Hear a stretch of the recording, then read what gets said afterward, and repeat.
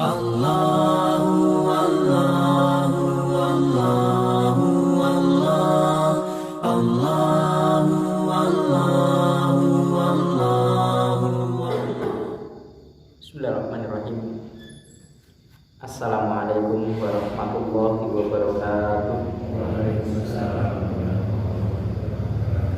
Alhamdulillah, nasta'inuhu wa nastaghfiruh wa na'udzu billahi min syururi anfusina wa sayyiati a'malina, wa may yahdihillahu fala mudilla lahu wa may yudlil fala hadiya lahu, wa asyhadu an la ilaha illallah wa asyhadu anna Muhammadan abduhu wa rasuluhu arsalahu bil huda wa dinil haqqi liyudhhirahu 'ala dini kullihi wa kafa billahi syahida.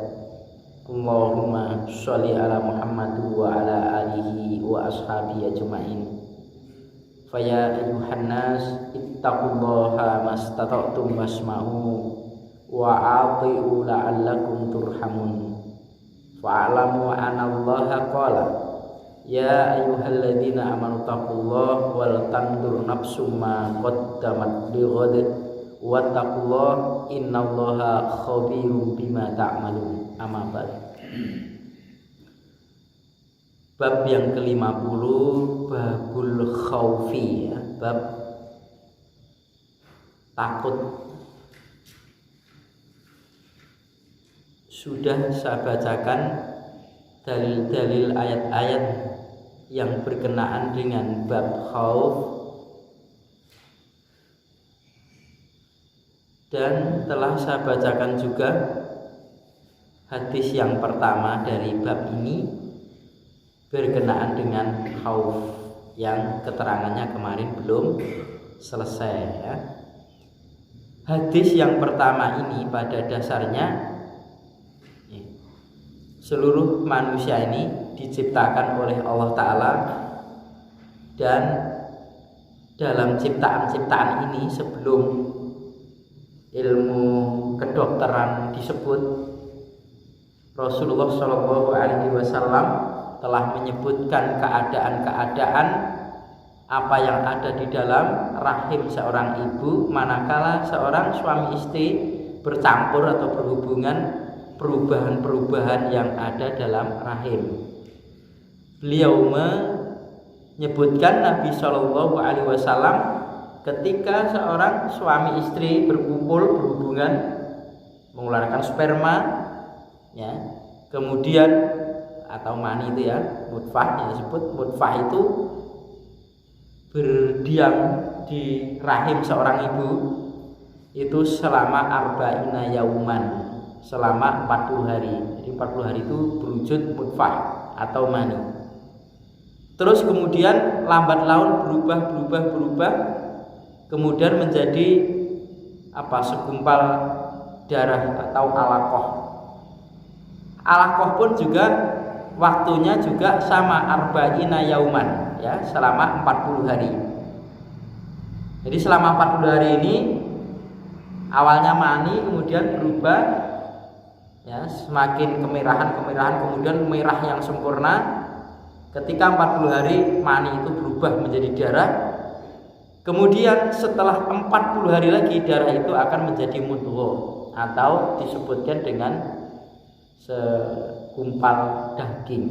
40 hari. Kemudian daging ini 40 hari ini mengeras, kemudian disempurnakan oleh Allah Ta'ala ciptaannya, yaitu berwujud bayi kecil, gitu ya, bayi kecil atau wujud yang masih berekor. Itu kan maksudnya orang itu kan ada ekornya. Kalau kecil itu kan kayak ulat melingkar itu, ya. Nah, pada saat itu sudah wujud daripada kepala ini, kemudian Allah Ta'ala memerintahkan malaikat untuk meniupkan, atau bahasa meniup itu artinya ya menaruhkan, ya. Cuman di sini kan summa yursalul malaku fayangfuhu fihi ruh.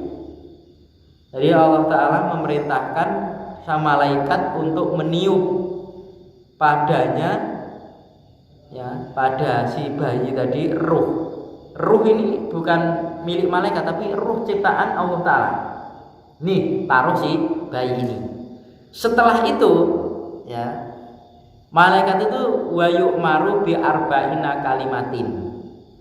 Diperintahkan oleh Allah Ta'ala supaya mencatat 4 perkataan, 4 kalimat ini.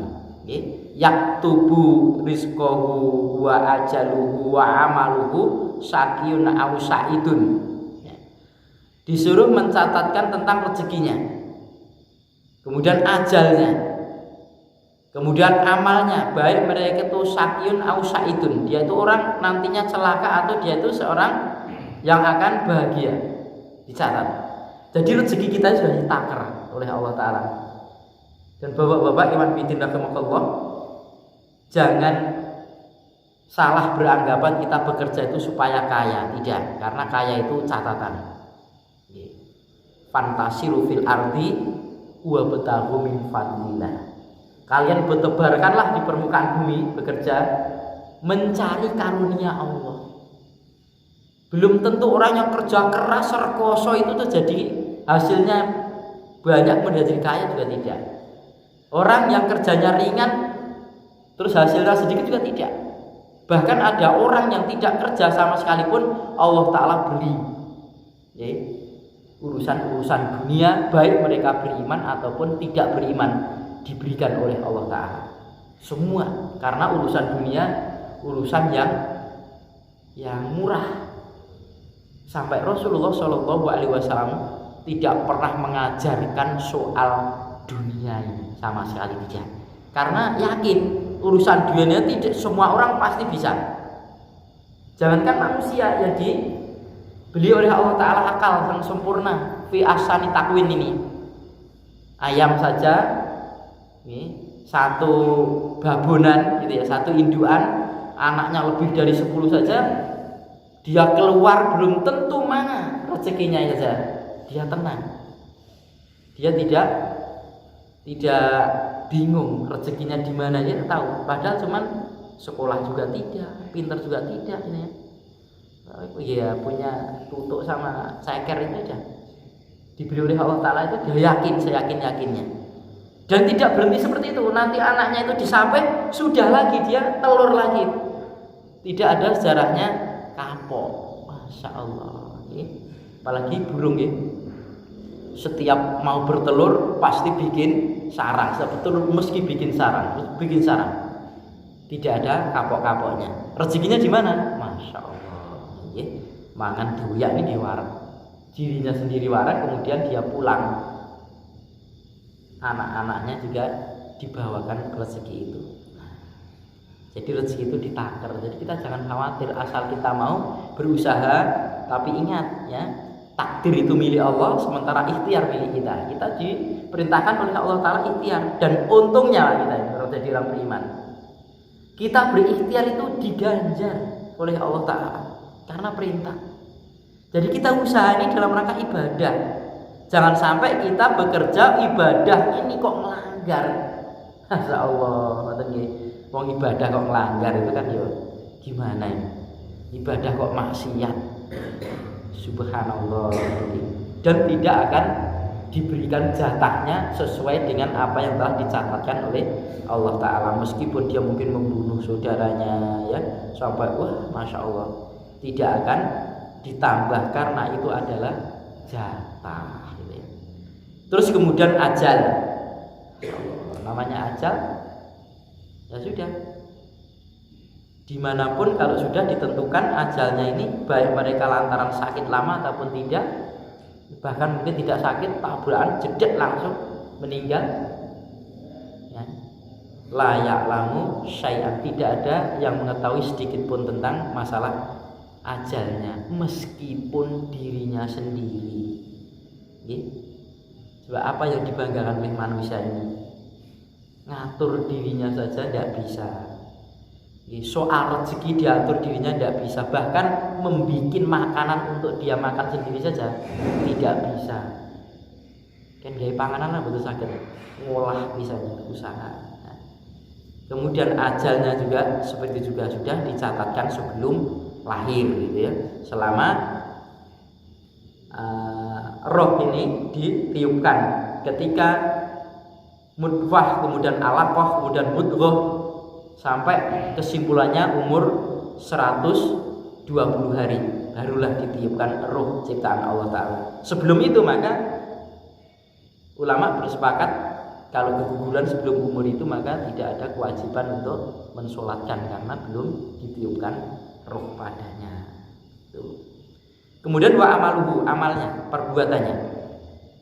Ya, perbuatannya hari ini, jam ini, ya, di tempat ini, mendapatkan ini, dia berbuat begini dan begitu, sudah dicatat oleh Allah Ta'ala.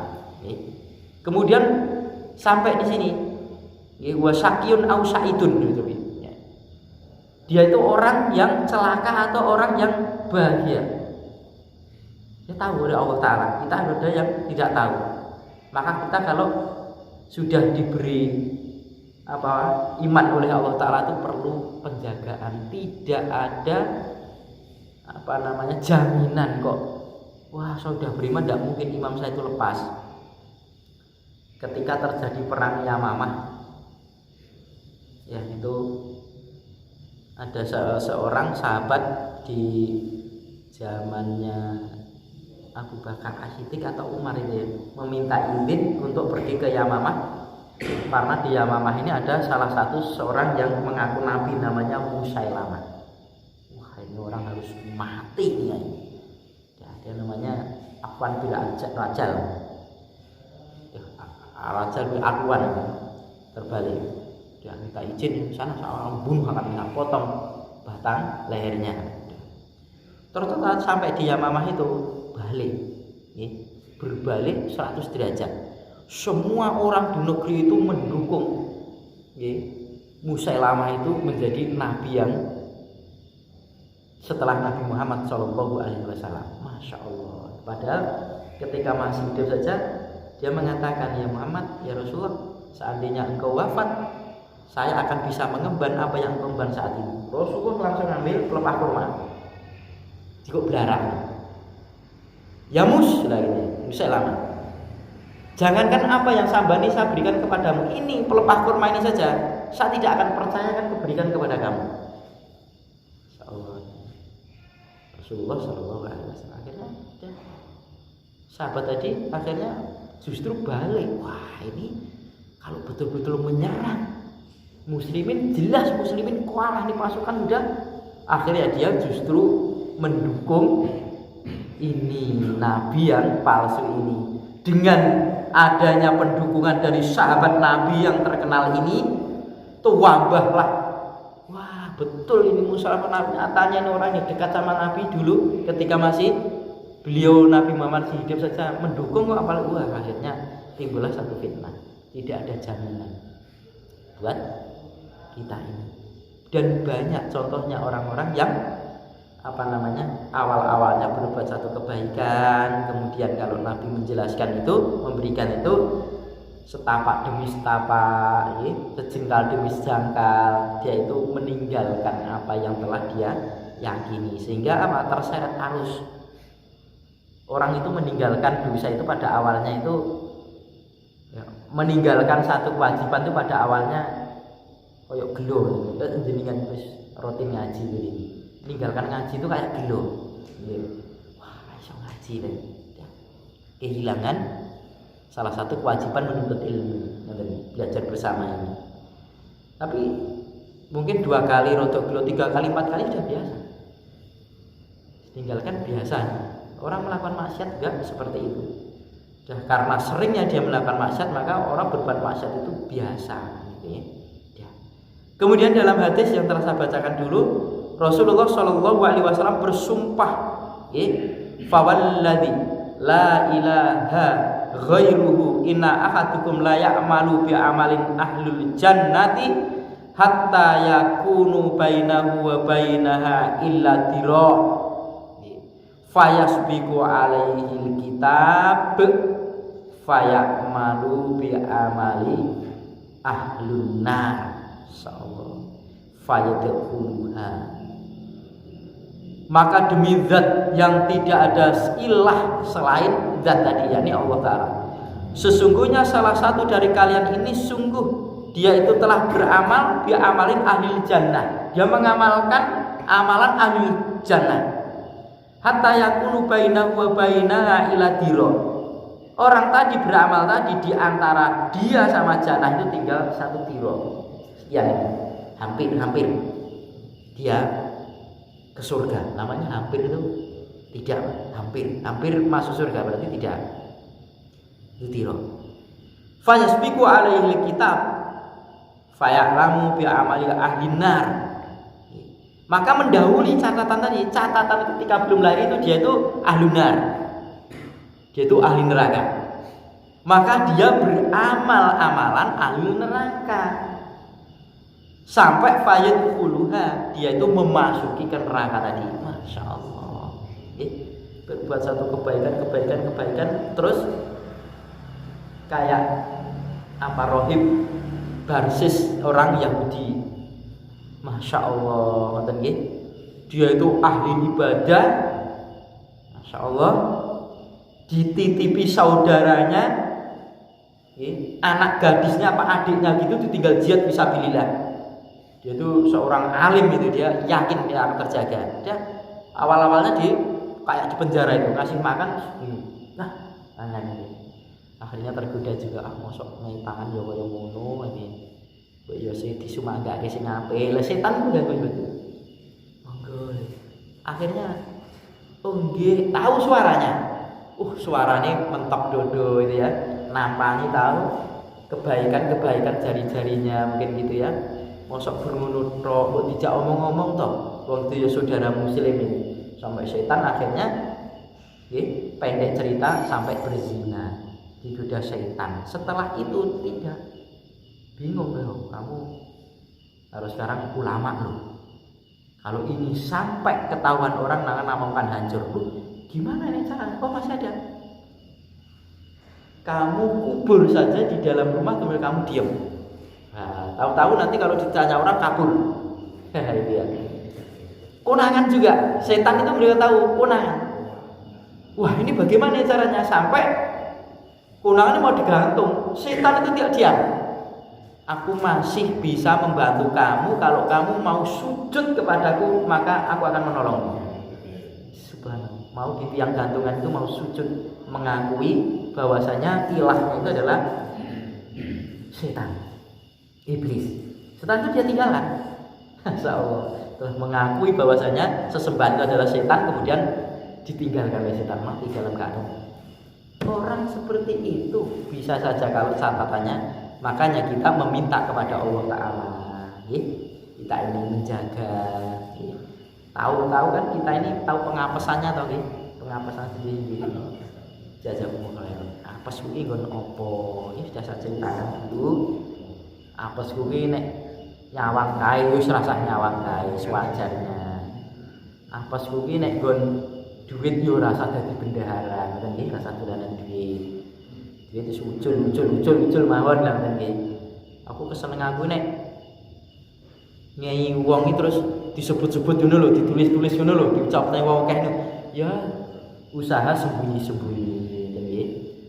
Iya, bagaimana caranya supaya pahala itu tidak hilang? Bagaimana ya? Terus kemudian kebalikannya juga. Kebalikannya juga. Wa inna ahadukum la ya'malu bi amalil ahlin nar hatta yakunu bainahu wa bainaha ila dira fayasbiqu alaihi alkitab fayamalu bi amalil ahlil jannah fayadkhuluha muttafaqun alaihi. Ada orang insyaallah janjane itu sing dialakoni amalan neraka, tapi karena katanya baik sudah dia tobat pada Allah Ta'ala akhirnya. Kayak contoh orang membunuh 99 orang itu digenepi 100, dia kemudian bertobat kepada Allah Ta'ala, belum berbuat sesuatu apapun kecuali tobat, diterima oleh Allah Ta'ala, akhirnya dimasukkan ke dalam jannah karena dia melakukan dosa saat dia itu dalam keadaan jahil, dalam keadaan belum tahu.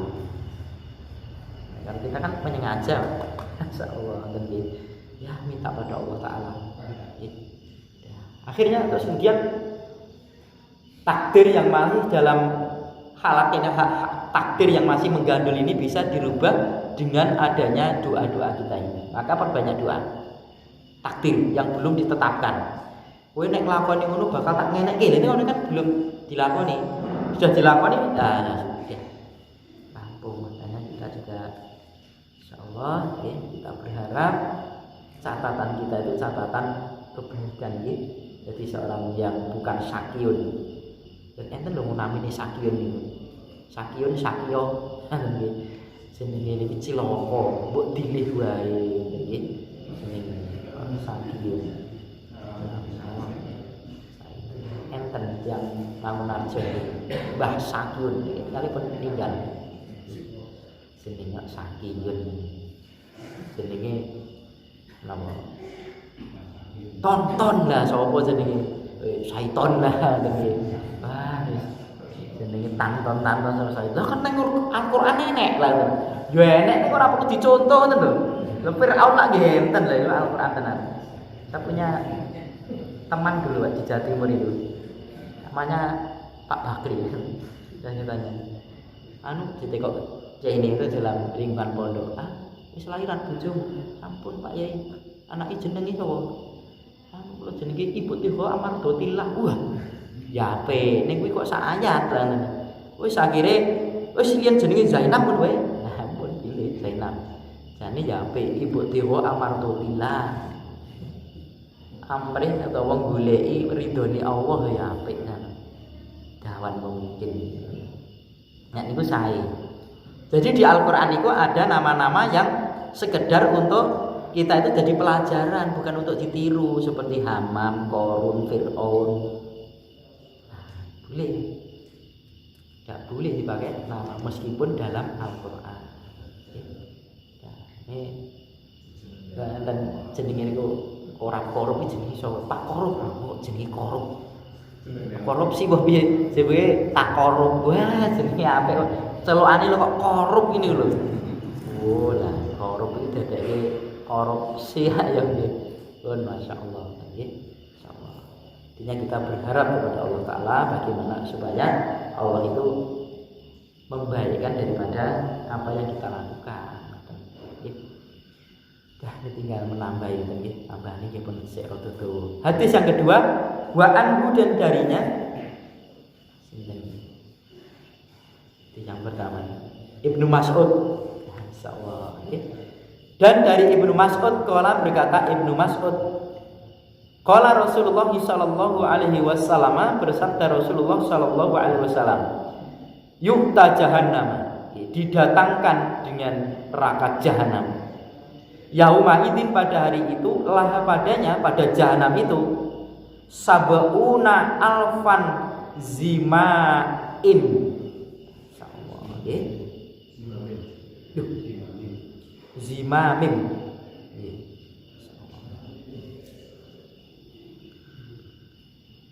Sab'una alfa zimamim.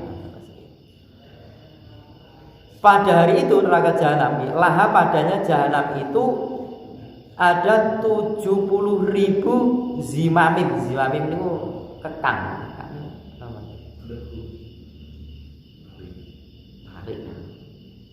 Tarik, nenek tiang nuntun sapi yang kekangi jadung.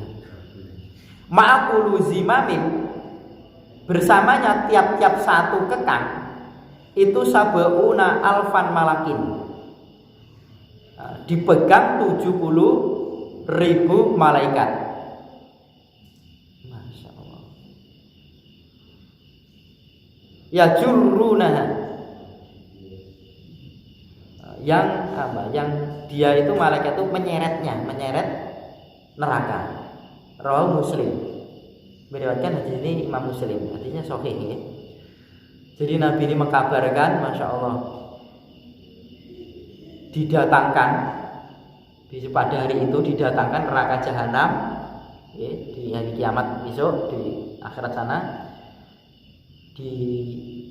kayak dipawaikan oleh Allah Ta'ala. Jahanam dijadikan dengan makhluk. Lah neraka jahanam itu kekangnya, talinya, di tali itu 70.000 tali. Saben sak tali niku 70.000 malaikat. Masyaallah. Iki galake kaya ngopo. Sapi galake ngopo dicencang loro wis ora iso apa-apa kok sak ngeten iki. Ya Allah. Wong galak kan sikile pun dirantai, tangane dirantai pun. Ora iso apa-apa. Dulu masa teroris mboten ngoten. Kaki dirantai, tangan dirantai nggih. Ngoten iki. Lah niki 70.000. Sak dadung niku dicekel 70.000 malaikat, padahal malaikat niku wah. Subhanallah ngoten nggih. Yen gelem Nabi Muhammad yen ketika hijrah ke Taif tidak diterima di Taif, justru diterima di Batu itu satu malaikat ya Muhammad. Piye nek wong-wong Taif ki gunung kuwi tak angkate terus tak blekne wong kuwi. Malaikat sitok lho niku nggih. Masyaallah. Kok kaya ngono masyaallah. Berarti kekuatan jahanam ki subhanallah. Lha nek kuwi ngerek wong piye pun. Dadine kepiye ngono. Subhanallah iki neraka jahanam. Masyaallah makane berlindung nggih. Firman Allah taala saking nerakane iki. Aja meneh pokoke jenenge jahanam. Pokoke namine neraka niku teng dunia niku mboten enten perbandingan. Kepedihannya ya, siksaan apa yang ada dalam neraka itu sak ringan-ringan ini kok berarti di dunia ini tidak ada perbandingannya. Sebegitu juga orang masuk ke dalam jannah sak ecek-eceki jannah, sak diarani jannah utawi surga embyeh-embyeh itu di dunia itu tidak ada bandingannya. Jadi kalau digambarkan sak jagat niki bumi ini wujudnya jadi emas.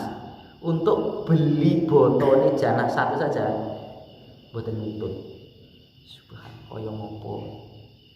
Kan malah ainun ro'an iku wala udhun sami'at wala khatara ala qalbi bashar. Tengah diskusi yang ngoten. Jadi kalau cerita surga ini iki lho, oh wong telinga belum mendengarkan kok. Nggih, surga ini oh wong mata ini belum pernah melihat kok. Surga seperti lah wong ati belum merasakan kok. Kaya ning surga itu seperti tenane kaya ngopo? Oh, belum. Sebelum orang itu mati belum dan masuk jannah belum bisa merasakan jannah. Dan puncaknya orang yang masuk ke jannah ini ketika Allah taala akan menampakkan wujudnya secara nyata. Wah, sudah. Inilah puncak yang diharapkan oleh orang masuk ke dalam jannah dan dijanjani oleh Rasulullah SAW akan melihat Allah Ta'ala sebagaimana kamu melihat bulan ketika sedang purnama dan tidak ada mendung sama sekali, ketok gamblang. Jahanam ngoten iki neraka niku subhanallah. Itu ada diceritani saja ada daurah, terus kemudian diberi nasihat menceritakan tentang jahanam. Enek sing semaput. Tidak sing semaput. Wah, apa lagi? Koyok-koyok dhek sing mlebu neraka lah dadi semaput. Takutnya seperti ini. Wa ani bin Nu'man bin Bashirin radhiyallahu anhu, dan dari Nu'man bin Bashir radhiyallahu anhu qala sami'tu, aku pernah mendengar Rasulullah sallallahu alaihi wasallam yaqulu. Rasulullah sallallahu alaihi wasallam bersabda. Jadi Nu'man bin Bashir ini pernah mendengar ketika Nabi sallallahu alaihi wasallam ini bersabda. Ila ahwana, sesungguhnya paling rendahnya. Ahwana rendah ya. Dimaksud ringannya. Paling ringannya ahli nari, penduduk neraka. Adzaban akan siksaannya yaumal kiamati, besok di hari kiamat, itu rajulun seseorang yang yudhu diletakkan fi ahmasi. Ahmas itu leguan kan saya leguan ya. Qadamaihi, dua telapak kakinya, jamrotani, dua jamroh, dua letian geni. Pletekane mboten api ini. Mboten mawa nih pletekane mawon. Nah, nggih, pletekane taruhan sini. Terus pripun?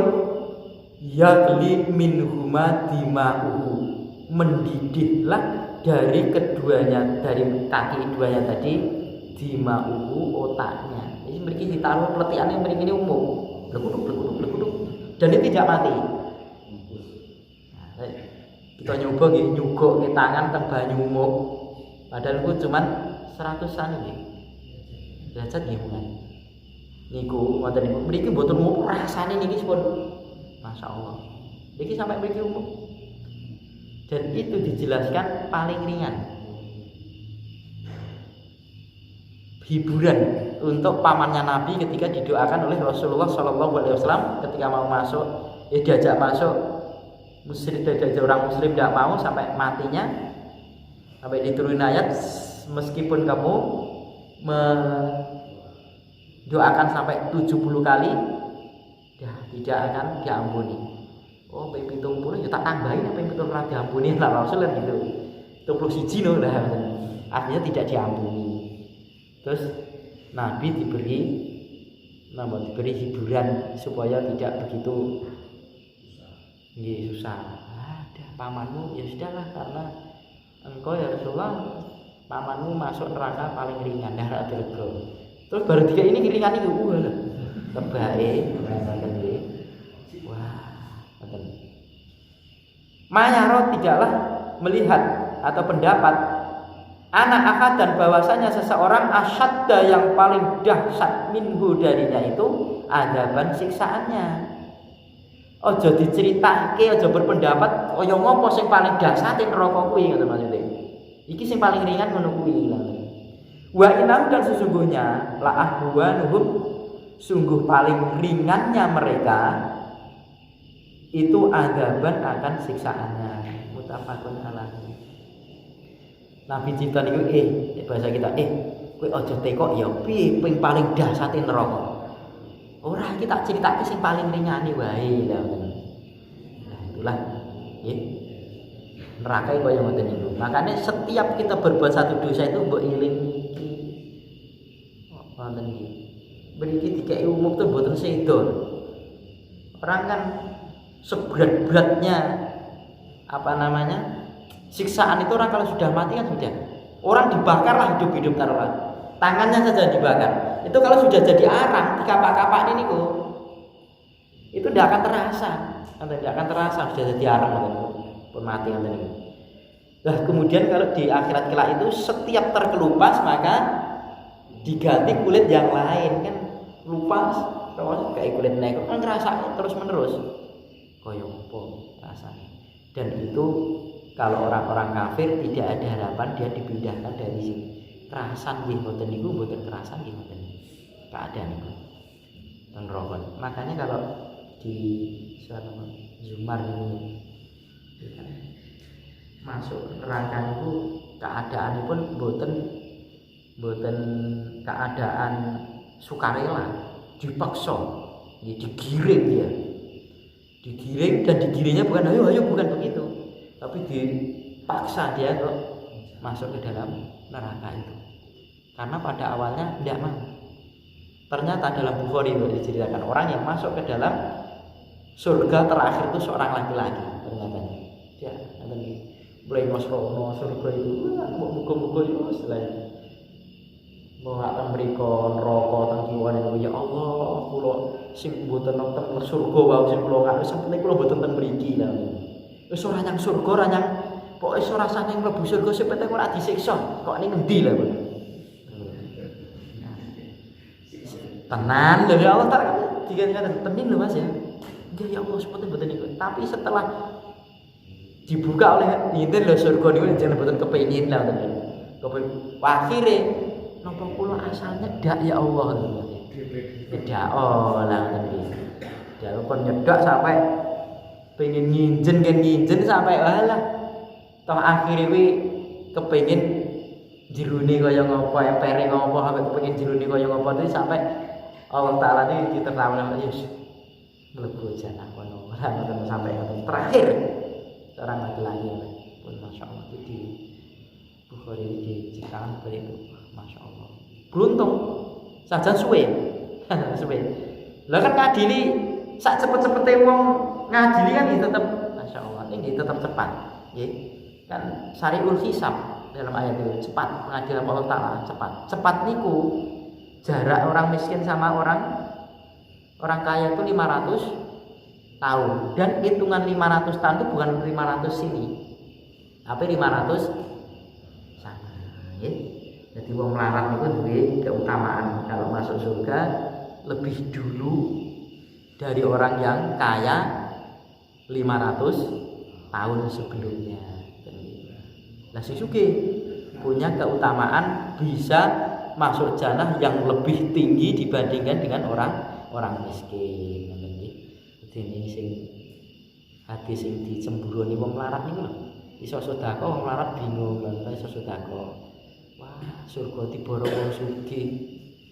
Aku salat wong melarat wong sugih salat. Wong melarat aku sing melarat poso wong sugih ya poso. Ning bareng wong sugih sedekah aku ora iso lah ngoten lho. Bingung. Aku pun ngoten nggih. Masyaallah. Lah, apa yang kita lakukan itu adalah ittaqullaha mastata'tum. Bertakwalah kamu kepada Allah Ta'ala dengan sekemampuanmu. Allah akan lebih mengetahui daripada kita. Kita menghitung-hitung mungkin. Wah, kamu sedekah sekian pahalanya kecil. Menurut kita, kecile apa? Kok kayak cilike gajah kok nggih. Kowe muni gede-gedene apa? Gedene semut lah, ngoten lah ya.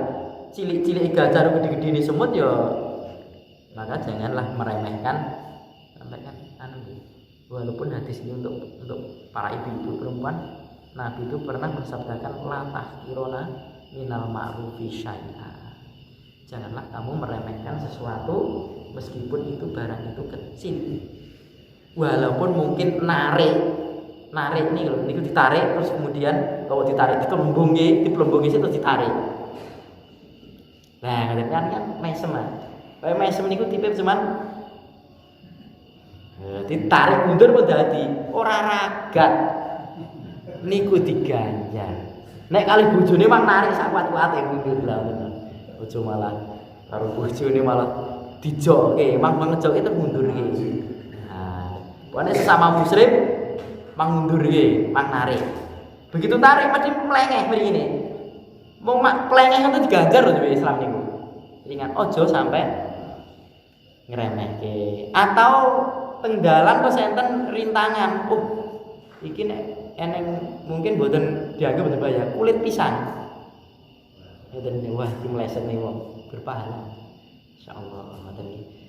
Atau mungkin jogo ngoten iki rundo ngamanke orang-orang muslim biar lalap tidur setengah sepertiga akhir malam biar bisa bangun itu pahala. Dan mata yang tidak pernah tersentuh oleh api neraka adalah mata yang berjaga-jaga. Walaupun dulu jaga-jaga dalam peperangan, kan ada perangan, pahala itu tidak hilang. Berjaga apa saja, maka biasanya di mahat-mahat bagian ada yang jaga karena untuk mengamalkan itu. Apa non pondoknya nek malingi wah, malingi oke, insyaallah.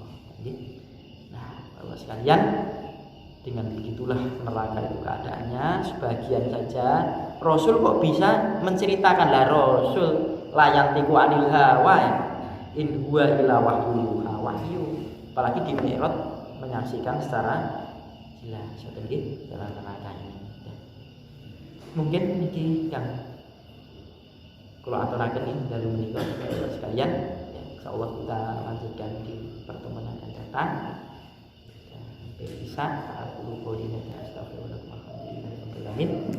subhanaka wa bihamdika asyhadu an la ilaha illa anta astaghfiruka wa atubu ilaik. Assalamualaikum warahmatullahi